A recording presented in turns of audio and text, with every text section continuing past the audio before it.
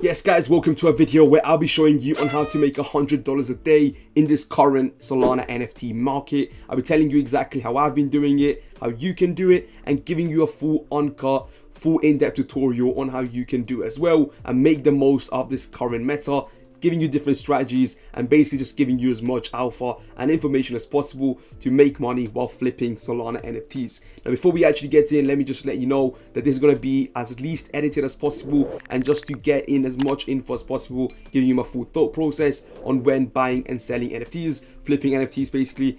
And I'll also be showing you and I'll also be giving you all the bits of info that you might want to know that you don't know when it comes to selling NFTs. And before we get into the video, I also need to tell you that nothing's financial advice. Do your own research. I'm just going through my process, my thoughts on when buying and selling Solana NFTs. So keep that in mind. Do everything by yourself. Do your own research. Do everything by your own accord. Now with that being said, let's get in and get started with the first point on how you can make $100 when buying and selling Solana NFTs for a profit to make $100 a day. Now, what I would do first of all is, now I know in the past I've been using Magic Eden a lot. Like literally all my videos, it's Magic Eden. There's a reason for it, right? It is the, well, I guess the marketplace that has led to what Solana NFTs are today. It is the largest Solana NFT marketplace when it comes to market share and users. And you might be wondering what the reason is behind this, and the reason is the fees, right? If you want to maximize your profits, you gotta make sure you're paying the least amount of fees as possible. So for example, let's just go with,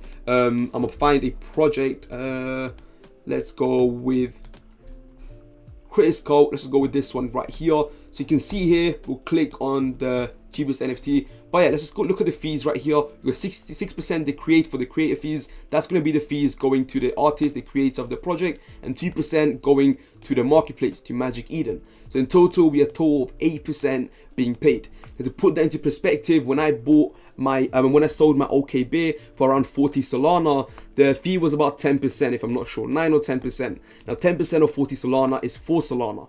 At the time, 4 Solana will be $400, and yes, I had to pay $400 with fees.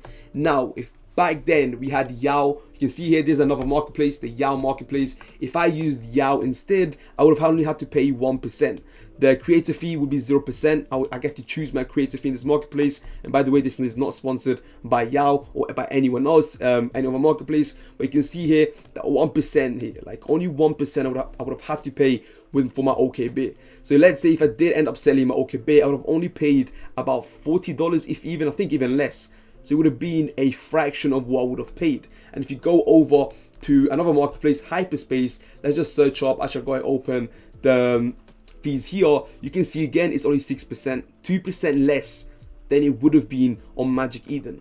So definitely, if you're looking to save fee payment when it comes to fees, and if you also want to make more money and make that $100 a day, this is a huge tip I would recommend you.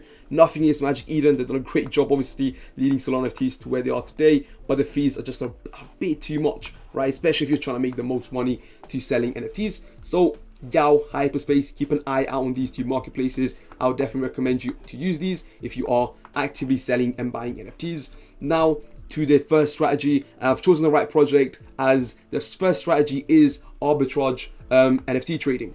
Arbitrage NFT trading is basically buying an NFT in one marketplace. So let's say in, let's go over to Hyperspace.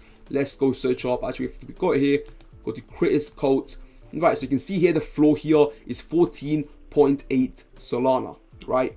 Now the floor over here is in Magic Eden is 16 Solana, right? That is a 1.2 Solana difference, right? 1.2 Solana difference. And also, by the way, in Hyperspace, you can also instantly sell your NFTs for anyone that's put a bid in for a certain price. But anyways, that's a video for another day.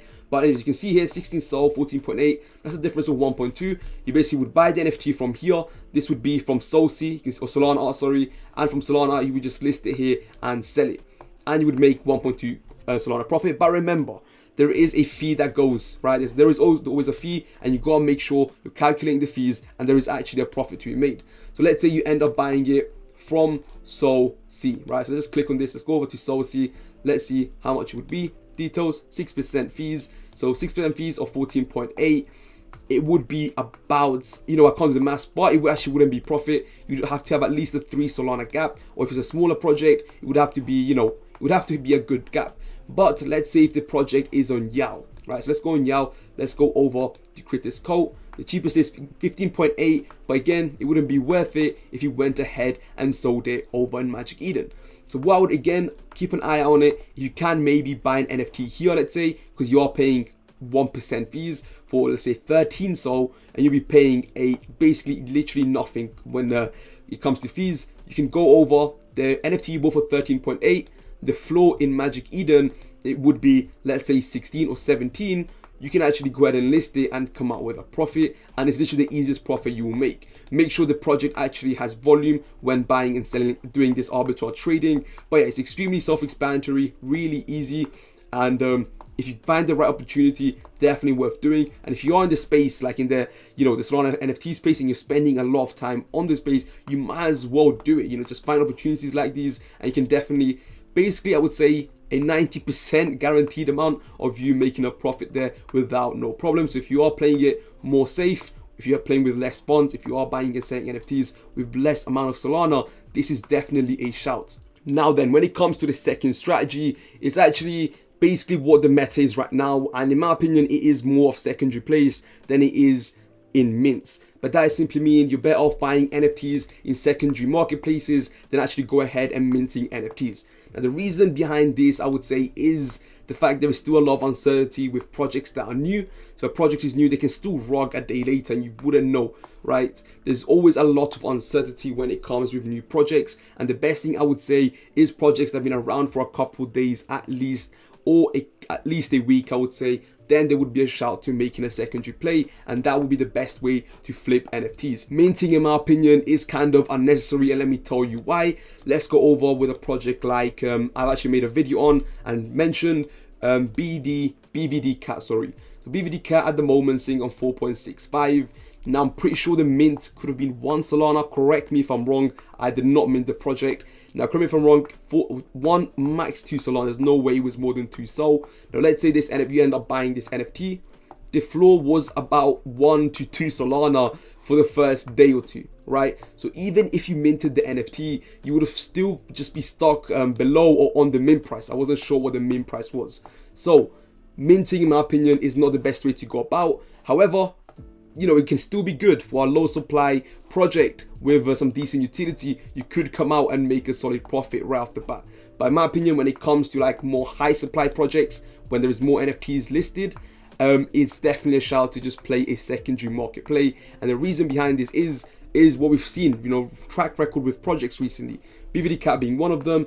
This project, I'm guessing 1 Solana. This stayed on 1-2 Sol for the first days, and then it shot up to about 2 Sol, and that's when I made my video, 2.6 Sol I think, and then it went up to 8 Sol, and then it went down to 5 Sol. But you guys get the idea. Secondary plays are way better. Mint, you can still mint, but I'm just saying I'm not the biggest fan of it at the moment. I still mint projects here and there as I say that, but I prefer secondary plays. The BVD Cat was one of them. The other one that I just mentioned yesterday, I talked about a couple of times now, Easy Elves. Again, this was about 1 Solana after it went live for mints. Now, to be fair, it only took about a day, actually about nearly 2 days for this project to start taking off. I think it went up to 5-6 Sol. It's at the moment on 4.5 Sol, and it's, in my opinion, just a more basic, not really basic, but an easier way to make money is doing secondary plays. If the project is still here after mint, actively tweeting, and I mean actively tweeting tweets that build FOMO, right? And the reason I actually included Easy Elves on my video is because, and also why I picked one up, is because of how active they were on Twitter. How many times they were just popping up on my feed without even following them on the day they minted out, right? That is the reason I actually had that hunch and included them in my video. If you see how active the Twitter are and also how much they're building FOMO throughout these tweets, you basically end up getting a hunch that, these guys are here to stay. You can see here all these tweets are building FOMO, and you are able to come to a conclusion that, this could be a play. And the best thing about Solana at the moment, it is on a really low price, so you are able to take more risks when it comes to buying and selling NFTs, unless obviously you're buying a bunch, which it could always be a shout. But let's say with this tweet, on the day it minted, they were active, right? There was tweets every couple minutes. The tweets were all over my feed, and this was the same thing I saw with BVD Cat. But yeah, again, you can see here 6.5. So these guys were active, building FOMO, and that's how projects do well. All these different Twitter accounts, just follow them. And by the way, this actually takes me to my next point, is be active on Twitter. Have a Twitter single-handedly for Solana. Right, you can have a Twitter just for Solana NFTs or Ethereum NFTs, basically just a single account for NFTs and no other interests in that Twitter. Have your separate Twitter on sports or wherever you want, but have one Twitter here just for NFTs, and you will be thrown a bunch of content about Solana NFTs and Ethereum NFTs and all the alpha you will ever need. That's literally how I find all my projects, is literally by going through Twitter. So we've got projects here that's come up on my feed. I know nothing about it. However, I know it's in early stages, not much info on it, so I wouldn't look at it. But let's say if there was a project that's gone just up for a mint, is sold out really fast, I'll keep an eye on the marketplace and how it's developing in volume, and then make my decision on whether I want to buy and sell. But literally, this is all I do, boys. It's really easy. You can see here we're gonna have a project, Private Foxes, and again, I know nothing about it. I'll check out the Magic Eden and just see how it is. If it's coming up on my feed, a lot of the times I would know that this project's onto something. You can see here 4.2 sold. That is pretty sick. If you go on activity, yeah, there isn't too much activity to be fair, but you guys can see here 6,000. To be fair, this actually looks like a solid project. 6,000 supply, only 148 being listed. But guys, for these projects, I actually want to show you a cool strategy as well. Get to know the site SolSniper. Now I'll be linking this site down below. This is a good way to actually track NFTs, their listing amounts, how they're increasing, decreasing over time. This is best for projects that you find on via Twitter that have been around for us, I would say at least a week. So let's say this project name is Private Foxes. Let's copy that. Let's search it up right here. It'll pop right up, and you can actually get to see how the project's price and listing amount develops. Now here, okay, I wouldn't be the biggest fan of this, because usually what I'd be looking for is the listing amount to go down, right? When the listing amount is going down, that means there is less of a supply and there's going to be more of a demand, of course.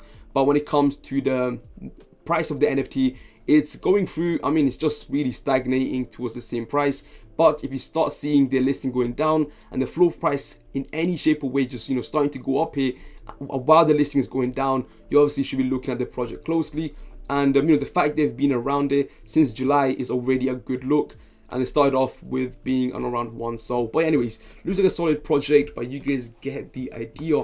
Really basic stuff, all the basics really in one video, and also telling you about the meta on that minting isn't always the play in the Solana space at the moment. Secondary plays, in my opinion, are much better. That brings me to the end of this video. If you enjoyed it, leave it a like, subscribe to the channel, and hit the bell. It's been your boy Cryptowalla. Peace.